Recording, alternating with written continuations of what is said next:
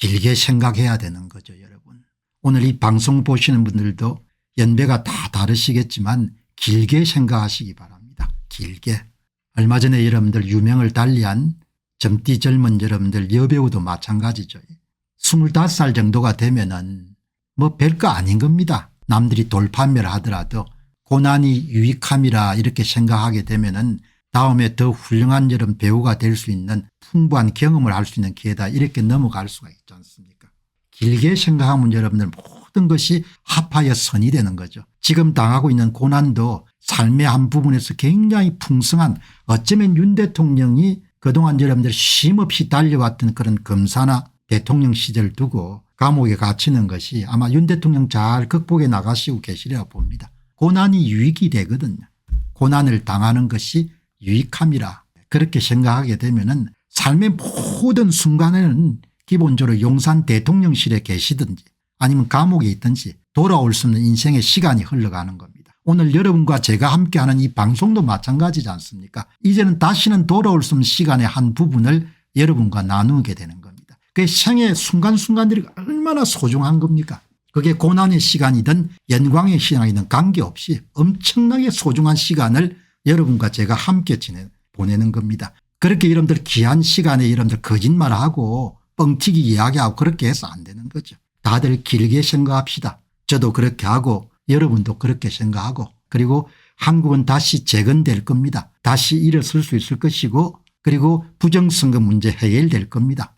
윤 대통령 걱정하실 필요 없는데 잠시 쉬고 계신 거라고 보시면 됩니다. 보통 남자가 아닙니다. 윤석열이란 사람이. 저도 계엄령을 선포하고 그 이후에 자필 서신을 보고 한 번 더 동갑내기인 윤 대통령이 참 대단한 배포를 갖고 있는 남자구나 그렇게 생각한 겁니다. 길게 생각하시기 바랍니다. 다시 한번 차명진 의원 이야기 한번 들어보시기 바랍니다. 김문수 장관에 대한 평입니다. 김문수 장관은 한동훈이나 이런 사람처럼 여러분들 좋은 집안에서 나서 살아온 사람이 아니죠. 그 김문수 장관은 뭐 대통령 후보나 이런 문제를 떠나가지고 김문수라는 사람을 이해하려도록 노력해야 되는 거죠. 김문수라는 사람을 이해하는데 가장 근접해 있는 사람이 차명진이라는 사람입니다. 왜냐하면 광화문 집회에 오래 함께 참여를 했기 때문에. 저도 이런 간간히 김문수 장관을 만날 기회가 있었는데 보통 사람들하고 다른 거죠. 보통 사람들하고. 그거는 젊은 날 고난의 시간들이 많았기 때문에 세상에 버릴 만한 경험이 하나도 없지 않습니까 인생에서. 그렇게 생각하게 되면 진짜 성경 말씀처럼 고난을 당하는 것이 유익함이라 이렇게 볼 수가 있는 거죠. 두려워할 게 하나도 없는 겁니다. 젊어서 이런 고생은 사수한다는 이야기가 있지만 성경 말씀을 그대로 원용하게 되면 고난을 당하는 것이 유익이라 그 이야기인 거죠. 김문수 장관은 젊은 날 여러분들 좌파 활동을 한 사람이기 때문에 수배도 당하고 감옥도 가고 그다음 쫓기는 생활도 해봤고 그게 다 합해가 지금 여러분 김문수란 사람의 정체성을 만든 겁니다. 차명진 씨가 여러분 이야기하는 거 보시기 바랍니다. 김문수의 섬뜩한 경고. 오늘 김문수 장관이 국회 노동개혁 토론회에서 현안 관련 소회를 밝혔습니다. 대부분의 언론이 그 자리에 모인 배지 숫자에 주목했습니다. 은근히 김문수 출정식이라고 해석했습니다. 저는 김문수 장관과 비가 오나 눈이 오나 40년을 동행했습니다. 조금 전에 말씀드린 바와 같이 차명진 전 의원이 김문수를 가장 잘 이해를 할 겁니다. 제가 아는 김문수 장관의 오늘 강조점은 다른 데 있습니다. 제가 차명진 전 의원의 여러분들 논평을 자주 소개하는 것은 이런 예리함이 있기 때문입니다. 부정선거에 대해서 견해나 입장이 좀 다르지만 그거는 그렇다고 치고 이런 예리함을 다른 사람이 볼 수 없던 예리함을 저는 보기 때문에 차명진 전 의원의 이야기를 과감없이 소개하는 겁니다. 그는 헌법재판소에 빗나간 윤 대통령 탄핵 재판을 질타했습니다. 그리고 그 파장은 만만치 않을 것입니다. 김문수가 기본적으로 윤 대통령의 탄핵건에 대해서 어떤 견해를 갖고 있는가가 어마어마하게 중요한 의미를 갖고 있다는 뜻입니다. 첫째, 김문수 장관은 현재 여권의 독보적인 차기 권력 1위입니다. 그 영향력은 야권 1위 이재명 따위의 그것과 비교 불가합니다. 여권 1위의 발언을 듣는 사람은 누구나 그가 권력을 장악할 때 무슨 일이 벌어질까를 생각 안 할 수가 없습니다. 그리고 한동훈 씨는 힘든 게 인생에 스토리가 없지 않습니까. 스토리가 좋은 집안에서 나서 좋은 머리를 갖고 태어나 가지고 공부를 잘했고 사법고시를 통과해서 검찰에 들어가서 입신했다. 그럼 스토리가 아니지 않습니까? 한국에서 대통령이 되려면 스토리가 있어야 되는 스토리가. 인생 스토리가 있어야 되는 겁니다. YS는 20년이나 지나서 5.18을 폭동에서 민주화운동으로 바꿔버렸습니다. 당시 권력자들을 모조리 내란범으로 감옥에 쳐넣었습니다. 김문수 장관이 윤 대통령 탄핵 재판을 불공정하고 불법적이라고 분명히 규정했습니다. 시간이 지나면 잠잠해질 것이라고 내심 위로하고 있는 헌법재판관과 좌파 부역자들은 무슨 생각이 들겠습니까? 계산을 안 하겠습니까? 계산을. 지금 이 방송을 듣는 부정선거를 한 사람들도 계산을 하겠죠. 계산해서 남는 장사라고 생각하기 때문에 부정선거를 저질렀을 것이고 본인에게 남는 장사라고 생각했기 때문에 김용빈 선관위 사무총장이 그냥 총대를 메고 부정선거 듣는데 진려가는 겁니다. 나는 남는 장사가 될 수 없다고 보는 겁니다. 나는 너희들이 죽을 거라고 보는 겁니다. 나는 김용빈이 죽을 거라고 보는 겁니다. 나는 노태악이 법정에 설 거라고 보는 겁니다. 나는 권순일과 조혜주 나는 노정희와 이런 김시안이 전부가 다 법정에 설 거라고 봅니다. 그들이 법정에 서지 않으면 대한민국이 망할 거라고 봅니다. 그런데 대한민국은 망하지 않을 겁니다. 그래서 여러분 그들이 법정에 설 겁니다. 여러분 이게 내공인 거예요. 내공. 인생을 바라보는 식견이라는 것이 김문수란 사람이 윤 대통령 탄핵에 대해서 배팅하는 거 보시기 바랍니다. 오른쪽에 서는 겁니다. 오른쪽에. 그래서 내 이름은 대선 후보군에서 빼라 이야기죠. 지금 여러분 나를 임명한 사람이 감방에 이름 가가지고 가 있는데 내가 어떻게 들어가냐 이야기다. 그게 여러분들 아주 간단한 사건이지만 그게 김문수 다움을 이야기하는 겁니다. 이게 여러분들 개인이 인생관과 역사관이 명확히 서 있으면 여러분들 이렇게 역사적 전환기에서 그냥 판단을 하는 겁니다. 그래서 오세훈하고 안철수하고 급이 같을 수가 없는 겁니다. 어마어마하게 내공 차이가 있는 겁니다. 애들인 겁니다. 애들. 오세훈이나 안철수나 이런 것은 한동훈이 더 밑에 이러면 갓난아기고 이 보시기 바랍니다. 둘째, 김문수 장관은 8년이나 지난 박근혜 대통령 탄핵 사건을 소환하면서 그때의 8대 0이라는 숫자를 부정의한 사례라고 규정했다. 부정의한 일을 저질렀다고 이야기하는 거예요. 김문수 장관의 이 발언은 지금 혹시나 좌파 재판관 뒤에 숨어서 묻어갈 생각하는 비좌파 재판관에 대한 강력한 경고입니다. 평소에 김문수 장관은 각자가 독립적 헌법기관인 헌법재판관이 자신의 판단과 소신을 내팽개치고 반대 의견에 투항하는 일은 있을 수도 없고 반헌법적 행태라고 비판해 왔습니다. 김문수 장관의 오늘의 지적을 계기로 국민들은 앞으로 기존의 좌파 재판관들뿐만 아니고 비좌파 재판관들의 일거수일투족도 놓치지 않을 것입니다. 혹시나 있을지 모르는 소심한 비좌파 재판관들은 앞으로 어떻게 행동하겠습니까? 그래도 인용하려고 노력 안 하겠습니까? 인간이란 것이 시각이 여러분들 협소하고 시간이 짧으니까. 셋째, 이 장면은 저만 발견한 것 같은데 기자가 지지율 1위에 대해 어떻게 생각하냐고 묻자 김문수 장관은 나라가 한쪽으로 치우쳐서 그렇다며 눈물을 걸성거렸습니다. 저는 겁이 털컥 났습니다. 제가 전망컨대 만에 하나 헌재가 지금처럼 불공정한 절차로 탄핵을 인용한다면 김문수 장관은 대충 현실과 타협해서 대선 출마 채비를 하지 않을 것입니다. 그는 국민저항운동에 나설 것으로 봅니다. 김문수는 저항의 DNA를 타고났습니다.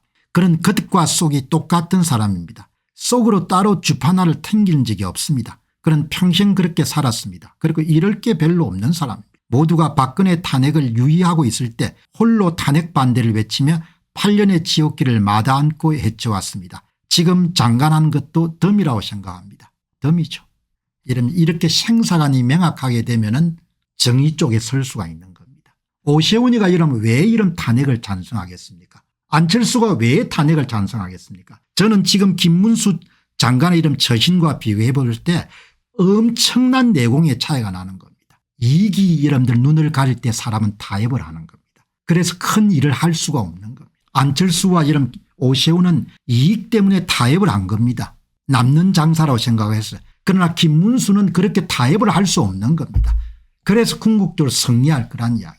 인간이 그렇게 악한 겁니다. 인간이 그렇게 자기에게 충실한 존재인 겁니다. 큰 이익은 죽기를 각오할 때 큰 이익이 여러분들 오는 것이고 설령 죽기로 각오해 투쟁했는데 이런 큰 이익이 오지 않는다 해서 별로 중요한 게 아닌 겁니다. 그럼 오지 않는 거는 하나님이 뜻인 모양이다 이렇게 생각하고 넘어가는 겁니다. 이 보시기 바랍니다. 이 이야기를 차명진 전 의원만 할 수 있는 겁니다.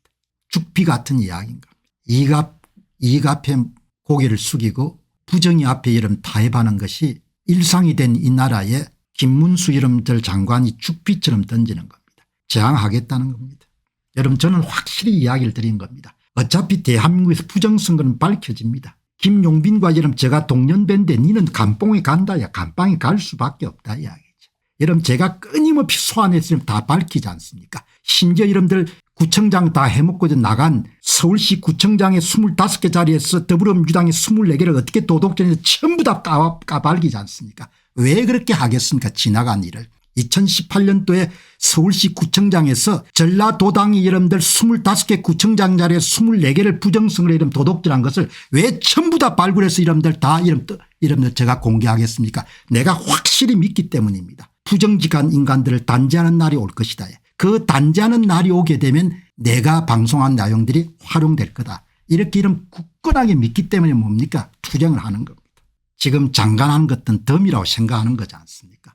여권 1위가 지난 세월 자신의 목숨보다 신념을 귀하게 여긴 투사가 탄핵 재판이 불공정하다고 외쳤습니다. 그가 절반의 국민과 결합한다면 어떤 일이 벌어지겠습니까? 설마는 헌법재판관이나 탄핵 찬성론자들아 두렵지 않은가? 솔직히 나는 겁난다. 차명진 전 의원이 앞뒤를 재지 않고 글을 쓰기 때문에 글에 힘이 있는 겁니다. 글에 진심이 담겨 있기 때문에 여러분들 글이 감동을 시키는 힘이 있는 겁니다. 김문수 전 장관이 타협하지 않고 국민 절반과 합치게 되면 나라가 뒤집어질 수가 있는 겁니다. 그래서 사람 위에 사람이 없고 사람 밑에 사람이 없지만 이렇게 사람이 차이가 나는 겁니다. 사람이 결이 다른 겁니다. 가끔가다 여러분 가운데서 왜 옛날 이야기를 공박사가 자꾸 다 덧주가 여러분들 선거 문제를 다 다룰까 궁금해하시는 분이 계실 겁니다. 역사 교과서를 쓰는 겁니다. 언젠가 부정선거는 다 밝혀진다는 겁니다. 행동하는 사람도 있지만 그날이 왔을 때 역대 선거에 모두 다 여러분들 도둑질을 어떻게 했는지를 누군가는 사료를 다 축적하고 준비를 하는 거다. 여러분 그런 종류의 활동의 밑바닥에는 뭐가 있는 거 아니까 확신이 있는 겁니다. 악은 징벌 받는다는 확신이 있기 때문에 여러분들 그렇게 하는 겁니다. 내 방송을 아마 지인들이 보고 2018년에 여러분들 전남 출신으로 부정선거에서 구청장 해먹고 나간 사람들이 보내줄 겁니다. 얼마나 부끄럽겠습니까? 그냥 다 이름 도둑질해서 그냥 잘 해먹고 나갔는데 10년 정도가 지나가지고 본인 부정선거 내용 이름 다 까발겨지는데 얼마나 부끄럽겠습니까? 다 손자 손녀들이 있을 테니까 우리 할아버지가 부정선거에서 당선됐네요. 이렇게 할 거 아닙니까? 여기 보시죠. 지난 세월 자신의 목숨보다 신념을 귀하게 여긴 투사가 탄핵 재판이 불공정하다고 외쳤고 그가 절반의 국민과 결합한다면 어떤 일이 벌어지겠는가. 윤 대통령이 부정선거 때문에 계엄을 선포할지 누가 알았냐. 윤 대통령이 대통령이 될 줄 누가 알았냐. 세상 앞날은 아무도 알 수 없는 겁니다. 그래서 투쟁을 하는 겁니다. 그리고 더불어민주당의 이런 부정선거 세력들은 분명히 징벌받는 날이 올 겁니다. 안녕하십니까, 공병호입니다. 그동안 공병호TV는 선거 공정성 회복과 자유민주주의 체제의 보존과 발전을 위해 노력해왔습니다. 이런 노력들이 지속될 수 있도록 공병호TV의 정기 후원 프로그램이자 멤버십 프로그램을 소개해드립니다. 뜻 있는 분들의 관심과 동참을 부탁드립니다. 선거 공정성 회복을 위한 노력을 지지하시고 훌륭한 나라 만들기에 동참하시는 시청자분들이시라면 구독 버튼 바로 옆에 있는 가입 버튼을 통해서 정기 후원 프로그램에 가입할 수 있습니다. 가입 버튼을 누르시면 공병호TV의 후원자가 되시게 됩니다. 여러분의 후원이 선거 공정성 회복을 위한 노력에 힘을 더할 수 있을 뿐만 아니라 자유민주주의 체제의 수호를 그리고 발전을 통해 여러분과 후손들의 삶에 빛과 소금이 될 것입니다. 특히 그동안 공병호TV는 선거 공정성 회복을 위한 노력 과정에서 채널 성장에 제약이 가해지는 불이익을 감수해왔고 지금도 그런 불이익이 계속되고 있습니다. 그럼에도 불구하고 너무나 중대한 문제이기 때문에 공병호TV의 노력은 계속될 것입니다. 여러분의 깊은 관심을 부탁드립니다. 감사합니다.